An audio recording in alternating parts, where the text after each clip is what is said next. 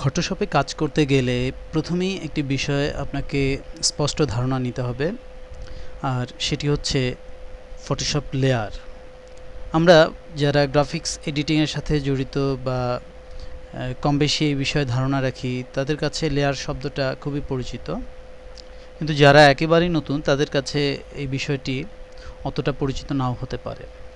কিন্তু গ্রাফিক্স এডিটিংয়ের ক্ষেত্রে, বিশেষ করে ফটোশপে কাজ করার ক্ষেত্রে, আপনার যদি লেয়ার সম্পর্কে খুব স্পষ্ট ধারণা না থাকে, সেক্ষেত্রে আপনি কখনোই খুব ভালো ডিজাইনার হতে পারবেন না, অথবা আপনি কোনো ইমেজ এডিটিং করতে গেলে এই লেয়ার বিষয়টা ভালোভাবে না জানার কারণে আপনি বিভিন্ন সমস্যার সম্মুখীন হবেন। তো প্রথমেই আমরা জেনে নেই লেয়ার জিনিসটি কী। লেয়ার, যার আবিধানিক অর্থ হচ্ছে স্তর। ফটোশপের ক্ষেত্রেও ফটোশপ লেয়ার দিয়ে একই বিষয় বোঝানো হয়েছে, অর্থাৎ স্তর। ধরুন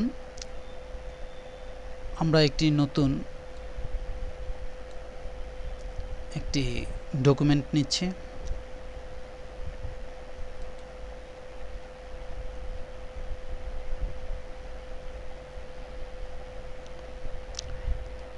আমরা যদি এই ডকুমেন্টটির ওপেন করা অবস্থায় বা ডকুমেন্টটি তৈরির জন্য আমরা যে কমান্ড দিলাম, তার পরবর্তী পর্যায়ে আমরা যদি লক্ষ্য করি, আমরা দেখব আমাদের এই লেয়ার্স প্যালেটে আমরা এখানে একটি মাত্র লেয়ার দেখতে পাচ্ছি, যার নাম হচ্ছে ব্যাকগ্রাউন্ড। অর্থাৎ আমরা ধরে নেই এটি একটি ক্যানভাস, অর্থাৎ আমরা যেহেতু এখানে আঁকাআঁকি করতে এসেছি বা গ্রাফিক্স ডিজাইন করতে এসেছি, আমাদের একটি ক্যানভাস প্রয়োজন হবে। সেই সাদা ক্যানভাসটি হচ্ছে এটি, এবং আমার এই লেয়ার্স প্যালেটে এর অবস্থানটি আমি দেখছি যে এখানে একটি লেয়ার রয়েছে, যে লেয়ারটি লক করা, অর্থাৎ তালা দিয়ে এখানে এটি বোঝানো হয়েছে এটি লকড অবস্থায় আছে, কারণ ব্যাকগ্রাউন্ডটা সবসময় লক অবস্থাতেই থাকে বাই ডিফল্ট। এখন আমি যদি এই ব্যাকগ্রাউন্ডে কোনো কিছু আঁকাআঁকি শুরু করি, তাহলে আমি ব্রাশ টুল নিচ্ছি এবং এই ব্যাকগ্রাউন্ডের উপর আমি আঁকছি। লক্ষ্য করুন এখানে কিছু ড্র হচ্ছে, এবং আমাদের এই যে রঙগুলো বা এই যে আমরা ড্রয়িংসগুলো করছি, এগুলো এই ব্যাকগ্রাউন্ডের উপরই বসে যাচ্ছে। কোনো কারণে আমরা যদি এর কোনো একটি অংশ বাদ দিতে চাই বা পুরোটি বাদ দিতে চাই, সেক্ষেত্রে আমার এই লেয়ার থেকে এটাকে মুছে ফেলা ছাড়া বা এটাকে ঢেকে দেওয়া ছাড়া আর কোনো উপায় থাকবে না।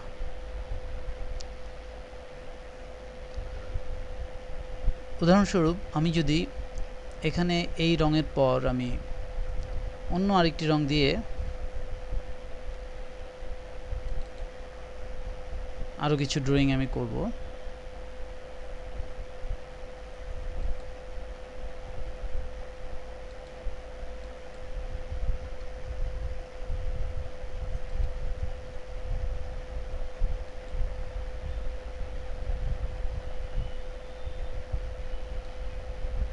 লক্ষ্য করুন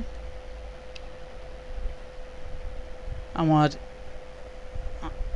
যেগুলো আমি আঁকতে চেয়েছি সেটা এখানে আঁকা হচ্ছে, কিন্তু আমার সমস্ত আঁকাই কিন্তু এই সাদা যে বোর্ডটি রয়েছে বা ক্যানভাসটি রয়েছে তার উপর হচ্ছে, অর্থাৎ কিনা আমার এখানে একটি লেয়ার রয়েছে যেই লেয়ারের উপর সমস্ত আঁকাআঁকি হচ্ছে। এখন আমি যদি কোনো কারণে এই ব্লু কালারের ড্রয়িংগুলো উঠাতে চাই বা বাদ দিতে চাই, সেটি আমাকে আলাদাভাবে এগুলো মুছে দেওয়া ছাড়া অন্য কোনো পন্থা নেই, অর্থাৎ এটি আমাকে মুছে দিতে হবে। অথবা আমি যদি ধরুন এই গোলাপি কালারটি মুছে ফেলতে চাই, সেক্ষেত্রেও আমি কিছু সমস্যার সম্মুখীন হব। আমি এই অংশগুলো যদিও খুব সহজে মুছে ফেলতে পারবো, কিন্তু যখনই আমি কোনো একটি জয়েনিং জোনে যাব, তখন এটি তার নিচের যে ব্লু কালার সেটি সহ মুছে ফেলবে। এই যে সমস্যাটা আমরা ফেস করলাম, এটি মূলত একই লেয়ারে আমাদের সমস্ত অবজেক্টগুলো রাখার কারণে এই সমস্যাটা আমরা এখানে ফেস করছি। এবার আসুন লেয়ার কনসেপ্টটি কিভাবে কাজ করে এবং কেন এর প্রয়োজনীয়তা সেটা আমরা দেখি। আমি কন্ট্রোল এ চেপে পুরো ক্যানভাসটি সিলেক্ট করে, পুরো ইমেজটি সিলেক্ট করে ডিলিট চেপে আমি সব মুছে দিলাম, এবং আমরা যদি লক্ষ্য করি আমাদের ব্যাকগ্রাউন্ডে সব মুছে গেছে এবং এখনও একটা লেয়ারই রয়েছে আমাদের এই ডকুমেন্টে। এবার আমি একটি নতুন লেয়ার তৈরি করতে চাচ্ছি। নতুন লেয়ার তৈরির জন্য লেয়ারের নিচের দিকে ক্রিয়েট নিউ লেয়ার নামে যে টুলবারটি রয়েছে, এই টুলবারটিতে ক্লিক করতে হবে।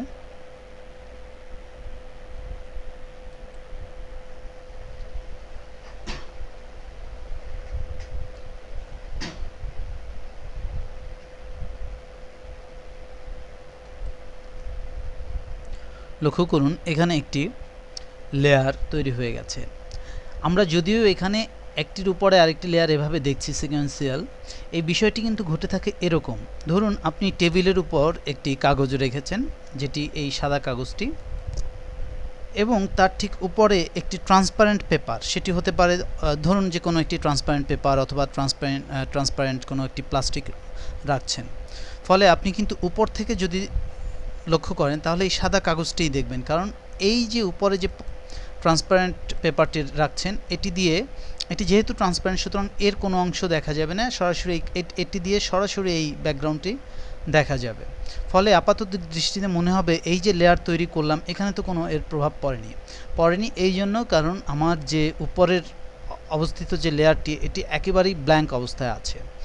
এবার আমরা যদি এই লেয়ারটিতে আঁকি তাহলে আমরা এর যে পরিবর্তন সেটি আমরা দেখতে পাবো। ধরুন এই যে ব্যাকগ্রাউন্ড রয়েছে তার ঠিক উপরে আমার লেয়ার 1 রয়েছে, আমি অবশ্যই আমার সিলেকশন লেয়ার অনে রেখে তারপর আমাকে ড্রয়িং করতে হবে। আমি এখানে যে কালারটি আছে এই কালারটি দিয়েই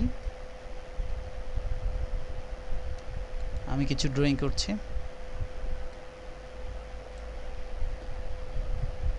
লক্ষ্য করুন আমার এই লেয়ারের উপর আমি যা আঁকলাম তা চলে এসেছে, এবং এই লেয়ারের নিচে যে ব্যাকগ্রাউন্ড অবস্থান করছে সাদা, সেই ব্যাকগ্রাউন্ডটি দেখা যাচ্ছে, কিন্তু যে অংশে আমার এই লেয়ারের কালারটি রয়েছে সেই অংশের ব্যাকগ্রাউন্ডটি দেখা যাচ্ছে না। বিষয়টি আপনি আরেকবার চিন্তা করে দেখুন, সেটি হচ্ছে একটি টেবিলের উপর একটি সাদা কাগজ আছে, ঠিক তার উপর সেম আকারের আরেকটি ট্রান্সপারেন্ট কাগজ বসিয়ে দিলাম, ফলে আমি উপর থেকে যা দেখব সেটি হচ্ছে একটি সাদা কাগজই দেখতে পাবো, যেহেতু ট্রান্সপারেন্ট পেপার এটিকে দেখা যাবে না। এবার আমি ট্রান্সপারেন্ট পেপারটির উপর কিছু আঁকলাম, তাহলে কিন্তু আমি উপর থেকে যদি দেখি তাহলে আমার মনে হবে যে সাদা কাগজটির উপরেই কিছু আঁকা। লক্ষ্য করুন আমরা এখানে দেখতে পাচ্ছি এটি ব্যাকগ্রাউন্ড একেবারেই সাদা, আর এখানে লেয়ার 1 যেখানে একটি গোলাপি রঙের দাগ রয়েছে, কিন্তু আমি যখন আমার ইমেজটিতে দেখছি তখন কিন্তু আমি দেখছি যে সাদা কাগজটির উপরেই একটি দাগ রয়েছে।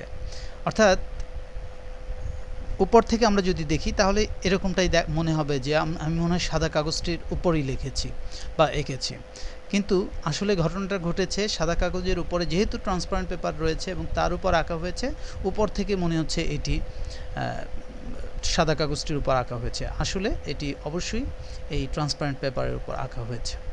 এবার আমি আরও একটি নতুন লেয়ার নিচ্ছি,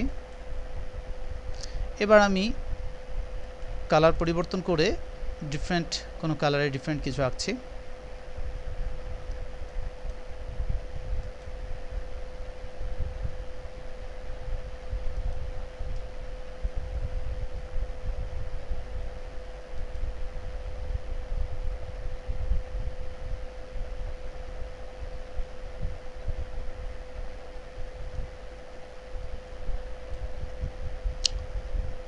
লক্ষ্য করুন একইভাবে এটি মনে হচ্ছে যে সাদা কাগজের উপরেই এই গোলাপির উপর ঠিক উপরে আমরা ব্লু কালার বা ব্লুর কাছাকাছি একটি কালার দিয়ে আমরা এটি এঁকে দিচ্ছি, এবং মনে হচ্ছে এই দুটি কালার এখানে জয়েন হয়ে গেছে, একজন আরেকজনকে ওভারল্যাপ করেছে, গোলাপিকে এই ব্লু কালারটি ওভারল্যাপ করেছে।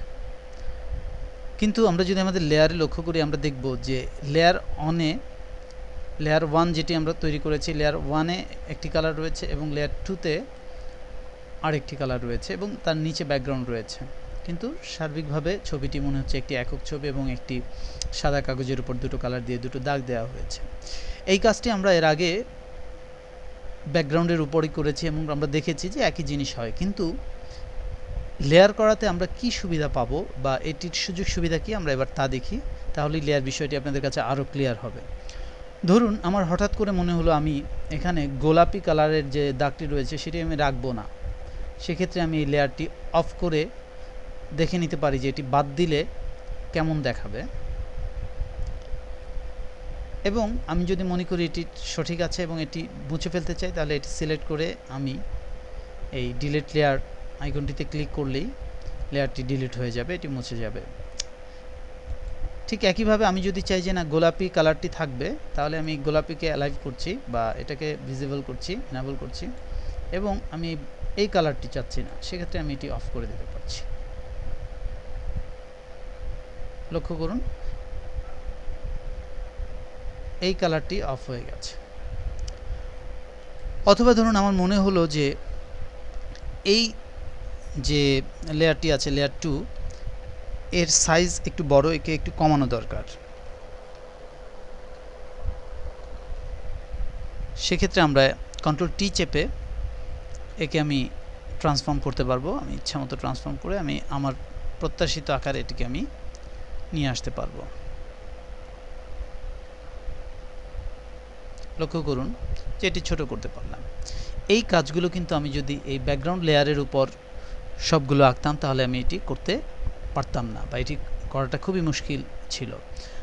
এক কথায় পারতাম নাই, কিন্তু লেয়ার সুবিধার কারণে আমরা ফটোশপে এই কাজগুলো খুব সহজেই করতে পারছি, এবং যার ফলে আমার যে ডিজাইনে কোনো পরিবর্তন, কোনো পরিমার্জন খুব সহজেই এটি সম্ভব হচ্ছে। এছাড়াও লেয়ারের আরও অনেক সুযোগ সুবিধা এবং ফিচার্স রয়েছে, যেগুলো আমরা পরবর্তী লেসনের পরবর্তী পর্যায়ে দেখব, যেখানে যখন আমরা বুঝবো যে এই লেয়ার ব্যবহার করে ইমেজকে কত আকর্ষণীয় করে তোলা সম্ভব এবং ইমেজ এডিটিং কত সহজ হয়ে গেছে। আমরা সেগুলো আমাদের পরবর্তী লেসনে আমরা দেখব।